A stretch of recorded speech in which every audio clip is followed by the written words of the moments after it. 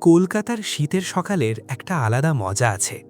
কুয়াশা ভেদ করে রোদ ঢোকে ধীরে ধীরে, আর সেই আলোয় শহরটা যেন পুরনো দিনের কোনো ছবির মতো লাগে। আমি তপেশ রঞ্জন মিত্র, সবাই যাকে তপসে বলে।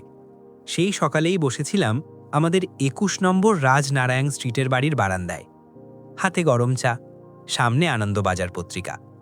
ঠিক তখনই ফেলুদা অর্থাৎ প্রদোষচন্দ্র মিত্র ঘর থেকে বেরিয়ে এলো। তপসে, খবরের কাগজে আজ কিছু ইন্টারেস্টিং আছে? আমি পাতাটা উল্টে বললাম, একটা খবর আছে, বাগবাজারের এক জমিদার বাড়ি থেকে একটা পুরনো মূর্তি চুরি হয়েছে। ফেলুদা থেমে গেল। মূর্তি? কি মূর্তি? আমি পড়তে শুরু করলাম। গতকাল গভীর রাতে বাগবাজারের চৌধুরী বাড়ি থেকে একটি বিরল শঙ্খ মূর্তি চুরি যায়। মূর্তিটি প্রাচীন এবং এর ঐতিহাসিক মূল্য অপরিসীম বলে জানা গেছে। ফেলুদার চোখ চকচক করে উঠল। শঙ্খ মূর্তি, ইন্টারেস্টিং। ঠিক তখনই দরজায় কড়া পড়ল। আমি গিয়ে দরজা খুলতেই দেখি এক মধ্যবয়স্ক ভদ্রলোক, মুখে চিন্তার ছাপ, চোখে উদ্বেগ। প্রদোষ মিত্র আছেন? ফেলুদা নিজেই এগিয়ে এলো। আমি প্রদোষ মিত্র, আসুন, ভিতরে আসুন। ভদ্রলোক বসে বললেন, আমার নাম মহেন্দ্রনাথ চৌধুরী, বাগবাজারে আমাদের বাড়ি। গতরাতে আমাদের বাড়ি থেকে একটা মূর্তি চুরি গেছে। আর তিনি একটু থামলেন। আর আমাদের বাড়ির পুরনো চাকর হরিদাসকে খুন করা হয়েছে। ঘরে হঠাৎ যেন ঠান্ডা হাওয়া বয়ে গেল। ফেলুদা সিগারেট ধরালো। খুন? বিস্তারিত বলুন। মহেন্দ্রবাবু বলতে শুরু করলেন, মূর্তিটা আমাদের পরিবারের বহু পুরনো সম্পত্তি। বলা হয় এটা প্রায় ৩০০ বছরের পুরনো, একটা বিরল শঙ্খের ওপর খোদাই করা দেবমূর্তি। এর কোনো বিশেষ মূল্য আছে? ফেলুদা জিজ্ঞেস করল। শুধু টাকার দিক থেকে নয়, এটা আমাদের পরিবারের প্রতীক। কিন্তু একটা কথা আছে। কি কথা? আমি এগিয়ে এলাম। ভদ্রলোক একটু গলা নামিয়ে বললেন, অনেকে বলে এই মূর্তির সঙ্গে একটা অভিশাপ জড়িত। ফেলুদা হেসে বলল, অভিশাপের গল্প সাধারণত রহস্য ঢাকার জন্যই তৈরি হয়। হয়তো, কিন্তু গত কয়েক মাস ধরে অদ্ভুত কিছু ঘটনা ঘটছিল। যেমন রাতে অদ্ভুত শব্দ, কারো চলাফেরা, আর হরিদাস বলছিল কেউ নাকি তাকে অনুসরণ করছে। ফেলুদা এবার পুরো মনোযোগ দিল। হরিদাসই খুন হয়েছে, তাই তো? হ্যাঁ, আজ সকালে ওকে আমরা মূর্তির ঘরের কাছে মৃত অবস্থায় পাই। মূর্তি নেই? না। আমরা তিনজনেই বেরিয়ে পড়লাম। কলকাতার রাস্তায় তখন ট্রাম চলছে, রিক্সা চলছে, আর পুরনো দিনের সেই গন্ধ, ধুলো, চা আর ইতিহাসের মিশ্রণ। বাগবাজার পৌঁছে আমরা চৌধুরী বাড়ির সামনে দাঁড়ালাম। বাড়িটা বিশাল, পুরনো জমিদার বাড়ির মতো, উঁচু দরজা, লোহার গেট আর ভিতরে বিশাল উঠান। ফেলুদা গেটের সামনে দাঁড়িয়ে বলল, এই বাড়ির ইতিহাসটাই অনেক কিছু বলবে। আমাদের নিয়ে যাওয়া হলো সেই ঘরে যেখানে মূর্তিটা রাখা ছিল। ঘরটা অন্ধকার, দেয়ালে পুরনো ছবি, মাঝখানে একটা কাঠের টেবিল। সেখানে মূর্তি থাকার কথা ছিল, এখন খালি। ফেলুদা চারপাশে তাকালো। মেঝেতে কিছু দাগ। সে নিচু হয়ে দেখল। তপসে, এখানে কি দেখছিস? আমি বললাম, মাটিতে আঁচড়ের দাগ, যেন কিছু টেনে নিয়ে যাওয়া হয়েছে। ফেলুদা মাথা নেড়ে বলল, ঠিক। আর এই দাগটা দেখ, জুতোর ছাপ। চোরের? হতে পারে, কিন্তু... সে থেমে গেল। এই ছাপটা খুব পরিষ্কার, মানে চোর তাড়াহুড়ো করেনি। তারপর আমাদের নিয়ে যাওয়া হলো সেই জায়গায় যেখানে হরিদাসকে পাওয়া গিয়েছিল। একটা সরু করিডর, মেঝেতে এখনো দাগ। মহেন্দ্রবাবু বললেন, এখানেই ও পড়েছিল। ফেলুদা হাঁটু কেড়ে বসল। মাথায় আঘাত, কোনো ভারী জিনিস দিয়ে মারা হয়েছে। আমি জিজ্ঞেস করলাম, মানে চোরই খুন করেছে? ফেলুদা বলল, সবসময় সরল উত্তরটাই ঠিক হয় না তপসে। মহেন্দ্রবাবু আমাদের কয়েকজন লোকের সঙ্গে পরিচয় করালেন। ১. সুরেশ চৌধুরী, মহেন্দ্রবাবুর ভাই, চোখে একটু অস্থিরতা। 2 অমল, বাড়ির ম্যানেজার, শান্ত কিন্তু খুব হিসেবি। 3 গোপাল, নতুন চাকর, হরিদাসের জায়গায় কাজ করছিল কয়েকদিন ধরে। ফেলুদা এক এক করে সবাইকে লক্ষ্য করছিল। বাড়ি থেকে বেরিয়ে ফেলুদা বলল, তপসে, এই কেসটা সাধারণ চুরির নয়। কেন? কারণ এখানে 3টে জিনিস আছে। 1 মূল্যবান মূর্তি, 2 অভিশাপের গল্প, আর 3 খুন। মানে মানে এই 3টের মধ্যে একটা সম্পর্ক আছে, আর সেটা খুঁজে বের করাই আমাদের কাজ। আমি বললাম, তুমি কাকে সন্দেহ করছো? ফেলুদা হেসে বলল, সবাইকে। সেদিন রাতে আমরা বাড়ি ফিরলাম। আমি ঘুমোতে যাচ্ছি, ঠিক তখন ফেলুদা বলল, তপসে, একটা জিনিস খেয়াল করেছিস?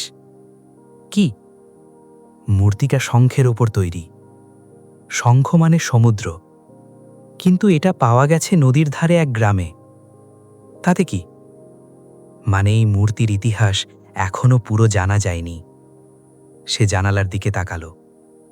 আর যতক্ষণ না ইতিহাস জানা যাচ্ছে, রহস্যের অর্ধেকই অন্ধকারে থাকবে। সকালে ঘুম ভাঙতেই দেখি ফেলুদা ইতিমধ্যে উঠে গেছে। টেবিলের ওপর ছড়ানো কাগজপত্র, আর তার হাতে একটা নোট বই। তপসে, উঠে পড়, আজ আমাদের আবার বাগবাজার যেতে হবে। আমি চোখ মুছতে মুছতে বললাম, নতুন কিছু পেয়েছ? ফেলুদা বলল, হরিদাস সম্পর্কে কিছু খোঁজ করেছি। লোকটা যতটা সাধারণ মনে হচ্ছিল ততটা নয়। বাগবাজার যাওয়ার আগে আমরা এক পুরনো পরিচিত লোকের কাছে গেলাম, একজন অবসরপ্রাপ্ত পুলিশ অফিসার। তিনি বললেন, পত্রিকায় হরিদাসের ছবি দেখেই চিনেছি। আসল নাম হরিদাস নয়, হরিনাথ দাস। আমি অবাক। মানে 20 বছর আগে একটা চোরাচালান চক্রের সঙ্গে যুক্ত ছিল, পরে হঠাৎ উধাও হয়ে যায়। ফেলুদা ঠোঁটে আঙুল ছুঁইয়ে বলল, ইন্টারেস্টিং।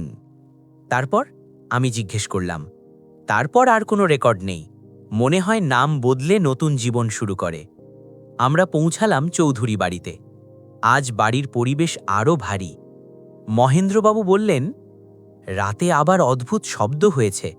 ফেলুদা হেসে বলল, ভূত নয়, মানুষই শব্দ করে। দেখি কে। আমাদের নিয়ে যাওয়া হলো হরিদাসের ঘরে।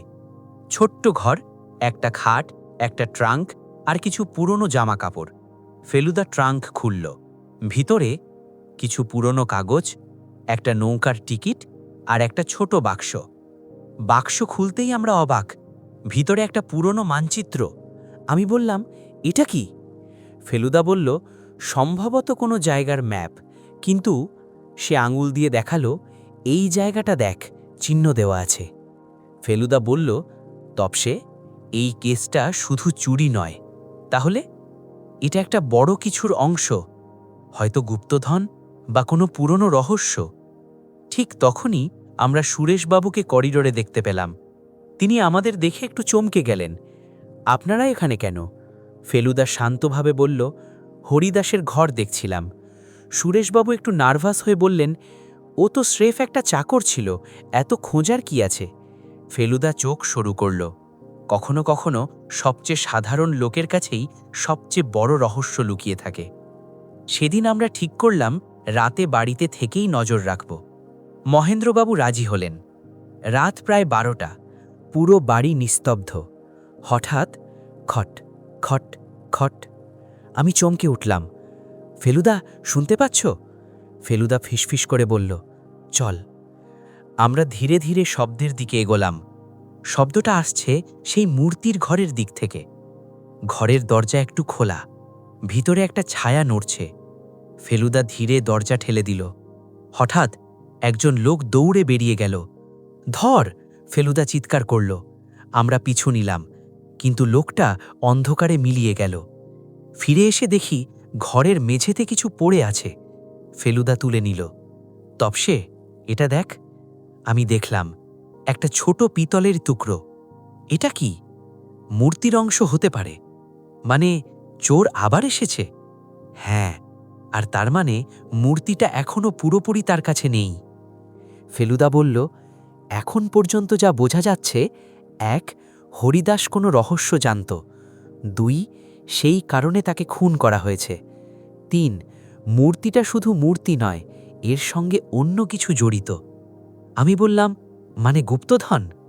ফেলুদা একটু হেসে বলল, সম্ভব। হঠাৎ পেছন থেকে একটা শব্দ। আমরা ঘুরে দেখি গোপাল দাঁড়িয়ে আছে। আপনারা এখানে কি করছেন? তার চোখে অদ্ভুত দৃষ্টি। ফেলুদা শান্তভাবে বলল, তুমিও বা এখানে কি করছ? গোপাল একটু থেমে বলল, আমি শব্দ শুনে এসেছি। ফেলুদা কিছু না বলে তাকে লক্ষ্য করল। ঘরে ফিরে ফেলুদা বলল, তপসে, এই বাড়িতে সবাই কিছু না কিছু লুকোচ্ছে। কাকে সবচেয়ে সন্দেহ হচ্ছে? এখনও বলার সময় আসেনি। সে সিগারেট ধরালো। কিন্তু একটা কথা নিশ্চিত, এই কেসে আরও রক্ত ঝরবে। সকালের আলো ঢুকছে জানালা দিয়ে, কিন্তু চৌধুরী বাড়ির ভেতরের অন্ধকার যেন কাটছে না। আগের রাতের ঘটনাটা আমাদের মাথায় ঘুরছে। আমি বললাম, ফেলুদা, কাল যে লোকটা পালালো তাকে ধরতে পারলে অনেক কিছু জানা যেত। ফেলুদা শান্তভাবে বলল, ধরতে পারিনি, কিন্তু সে একটা জিনিস রেখে গেছে, তার ভুল। মানে? যে কেউ আবার চুরি করতে আসে, সে আসলে পুরো জিনিসটা পায়নি। আমরা আবার হরিদাসের পাওয়া মানচিত্রটা বের করলাম। ফেলুদা টেবিলে ছড়িয়ে বলল, এই ম্যাপটা ভালো করে দেখ তপসে। আমি লক্ষ্য করলাম একটা জায়গা লাল কালি দিয়ে চিহ্নিত। এটা কোথায়? ফেলুদা বলল, আমি খোঁজ নিয়েছি, এটা হুগলির ধারের একটা পুরনো গ্রাম, নাম চন্দনপুর। মূর্তির সঙ্গে এই জায়গার সম্পর্ক আছে? খুব সম্ভব। মহেন্দ্রবাবুকে ডেকে ফেলুদা জিজ্ঞেস করল, এই মূর্তির ইতিহাস জানেন? তিনি একটু ভেবে বললেন, শোনা যায় আমাদের পূর্বপুরুষ একসময় নদীর ধারের একটা গ্রাম থেকে এটা নিয়ে আসেন। চন্দনপুর? ফেলুদা সরাসরি জিজ্ঞেস করল। মহেন্দ্রবাবু চমকে উঠলেন, আপনি কি করে জানলেন? ফেলুদা হেসে বলল, আমাদের কাজই সেটা জানা। মহেন্দ্রবাবু একটু চুপ করে থেকে বললেন, একটা কথা আছে, কিন্তু আমরা কখনো সেটা গুরুত্ব দিইনি। বলুন। শোনা যায় এই মূর্তির ভিতরে কিছু লুকোনো আছে। আমি অবাক। ভিতরে? হ্যাঁ, কিন্তু কেউ কখনো সেটা খোলার চেষ্টা করেনি। ফেলুদার চোখ চকচক করে উঠল। এটাই আসল রহস্য। ঠিক তখনই আমরা খবর পেলাম গোপাল নেই। সে সকাল থেকে উধাও। ফেলুদা বলল, আমি আগেই বুঝেছিলাম। কি? গোপাল সাধারণ চাকর নয়। আমরা গোপালের ঘরে গিয়ে তল্লাশি করলাম। ভিতরে পাওয়া গেল একটা ট্রেনের টিকিট, একটা ভুয়া পরিচয়পত্র আর একটা কাগজে লেখা চন্দনপুর, আজ রাত। আমি বললাম, মানে সে সেখানে যাচ্ছে? ফেলুদা বলল, আমাদেরও যেতে হবে। সন্ধ্যায় আমরা ট্রেনে উঠলাম। পুরনো দিনের লোকাল ট্রেন, ঝাঁকুনি, ভিড় আর জানালা দিয়ে আসা ঠান্ডা হাওয়া। ফেলুদা জানালার বাইরে তাকিয়ে বলল, টোপসে, সব রহস্যের একটা কেন্দ্র থাকে। এই কেসে সেটা চন্দনপুর। চন্দনপুর পৌঁছে মনে হলো আমরা যেন অন্য জগতে চলে এসেছি। চারদিকে কাঁচা রাস্তা, তালগাছ, নদীর ধারে কুয়াশা। গ্রামের এক বৃদ্ধকে জিজ্ঞেস করতে তিনি বললেন, শঙ্খমূর্তি, ওটা অভিশপ্ত জিনিস বাবু। বৃদ্ধ বললেন, অনেক বছর আগে ওই মূর্তি গ্রামের মন্দিরে ছিল। এক রাতে সেটা চুরি হয়ে যায়। তারপর? আমি জিজ্ঞেস করলাম। তারপর যেই এটা নিয়েছিল তার পরিবারে একের পর এক অঘটন ঘটতে থাকে। আমি ফেলুদার দিকে তাকালাম। ফেলুদা বলল, কাকতালীয় হতে পারে। আমরা সেই পুরনো মন্দিরে গেলাম। মন্দির ভাঙা, চারদিকে জঙ্গল। হঠাৎ একটা শব্দ। আমরা লুকিয়ে পড়লাম। দেখি একজন লোক মাটিতে কিছু খুঁড়ছে। ফেলুদা ফিসফিস করে বলল, ওই গোপাল। ফেলুদা সামনে গিয়ে দাঁড়ালো। কি খুঁজছ? গোপাল চমকে উঠল। আপনি? ফেলুদা বলল, মূর্তির বাকি অংশ। গোপাল কিছুক্ষণ চুপ করে থেকে বলল, আপনি বুঝে গেছেন। গোপাল বলল, মূর্তিটা শুধু মূর্তি নয়, এর ভেতরে একটা মানচিত্র আছে, যেটা গুপ্তধনের। আমি বললাম, তাহলে হরিদাস? সে আগে থেকেই জানত, তাই তাকে সরিয়ে দিতে হয়েছে। আমি চমকে উঠলাম, মানে তুমি খুন করেছ? গোপাল কিছু বলল না। ঠিক তখনই আরেকজন লোক এসে দাঁড়াল, সুরেশ। তার হাতে বন্দুক। সাবধান, কেউ নড়বে না। সুরেশ হেসে বলল, গোপাল, তুমি একা সব নিতে চেয়েছিলে না? ভুল করেছ। ফেলুদা শান্তভাবে বলল, মানে তুমি পুরো প্ল্যানের মাস্টারমাইন্ড? হ্যাঁ। সে বলল, মূর্তির ভেতরের গুপ্তধন আমারই হবে। চন্দনপুরের সেই ভাঙা মন্দিরের সামনে আমরা তিনজন দাঁড়িয়ে, আমি, ফেলুদা আর গোপাল, আর আমাদের সামনে বন্দুক তাক করে সুরেশ চৌধুরী। রাতের কুয়াশা আরও ঘন হয়ে উঠেছে। কেউ নড়বে না, সুরেশ গর্জে উঠল। ফেলুদা শান্ত, যেন কিছুই হয়নি। সুরেশবাবু, বন্দুক দিয়ে সব সমস্যা মেটানো যায় না। চুপ, সে চিৎকার করল, মূর্তির ভেতরের জিনিসটা আমি নেবই। হঠাৎ আক্রমণ। ঠিক তখনই গোপাল হঠাৎ ঝাঁপিয়ে পড়ল সুরেশের দিকে। একটা ধস্তাধস্তি শুরু হলো। ধাম! বন্দুকের গুলি ছুটল, কিন্তু লক্ষ্যভ্রষ্ট। ফেলুদা একটা ক্যারাতে লাফ দিয়ে কোষে লাথি কষালো সুরেশের হাতে। বন্দুক পড়ে গেল মাটিতে। আমি ছুটে গিয়ে সেটা তুলে নিলাম। শেষ, আমি বললাম। ফেলুদা আগে থেকেই খবর দিয়েছিল। কিছুক্ষণের মধ্যেই পুলিশ এসে সুরেশ আর গোপাল দুজনকেই ধরে নিয়ে গেল। আমি বললাম, দুজনেই অপরাধী? ফেলুদা বলল, হ্যাঁ, কিন্তু গল্পটা আরও জটিল। আমরা পরদিন কলকাতায় ফিরে এলাম। চৌধুরী বাড়ির ড্রয়িং রুমে সবাই বসেছে। ফেলুদা সিগারেট ধরিয়ে বলল, এখন পুরো ঘটনাটা বলি। শঙ্খমূর্তিটা শুধু একটি ধর্মীয় বস্তু নয়, এর ভেতরে একটি গোপন খোঁপ ছিল। সেখানে? মহেন্দ্রবাবু জিজ্ঞেস করলেন। সেখানে একটা প্রাচীন মানচিত্র, যা গুপ্তধনের দিকে নির্দেশ করে। তাহলে হরিদাস? হরিদাস আসল নাম হরিনাথ দাস। আগে চোরাচালান চক্রের সঙ্গে যুক্ত ছিল। সেই মূর্তির রহস্য জানত। তাহলে? আমি জিজ্ঞেস করলাম। সে মূর্তিটা পেতে চাইছিল, কিন্তু সে একা ছিল না। সুরেশ অনেক দিন ধরে মূর্তির ভিতরের রহস্য জানতেন। তিনি গোপনে লোক লাগিয়েছিলেন। গোপাল? আমি বললাম। হ্যাঁ, গোপাল আসলে একজন ভাড়া করা লোক। ঘরে নিস্তব্ধতা। ফেলুদা ধীরে বলল, হরিদাসকে খুন করেছে সুরেশ। সবাই চমকে উঠল। গোপাল নয়? আমি বললাম। না, গোপাল শুধু চুরি করতে এসেছিল, কিন্তু হরিদাস তাকে দেখে ফেলে। তাহলে? সুরেশ বুঝতে পারে হরিদাস সব জানে, তাই সে তাকে সরিয়ে দেয়। মহেন্দ্রবাবু বললেন, তাহলে অভিশাপ? ফেলুদা হেসে বলল, অভিশাপ বলে কিছু নেই। মানুষের লোভই সবচেয়ে বড় অভিশাপ। মূর্তিটা উদ্ধার করা হলো। ফেলুদা সাবধানে খুলল। ভেতর থেকে বেরোলো একটা পুরনো কাগজ। আমরা সবাই তাকিয়ে আছি।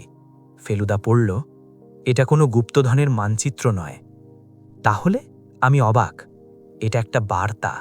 বার্তায় লেখা, যে এই মূর্তির লোভ করবে তার সর্বনাশ নিশ্চিত। আমি হতবাক। মানে? ফেলুদা বলল, এই মূর্তিটা আসলে মানুষকে সতর্ক করার জন্য তৈরি, কিন্তু লোভীরা এটাকে গুপ্তধন ভেবে ভুল করেছে। এই কেসে কোনো অভিশাপ ছিল না, ছিল শুধু লোভ, ভয় আর ভুল বোঝাবুঝি। কয়েকদিন পর আমরা আবার আমাদের বাড়িতে। আমি বললাম, ফেলুদা, এই কেসটা সত্যি আলাদা ছিল।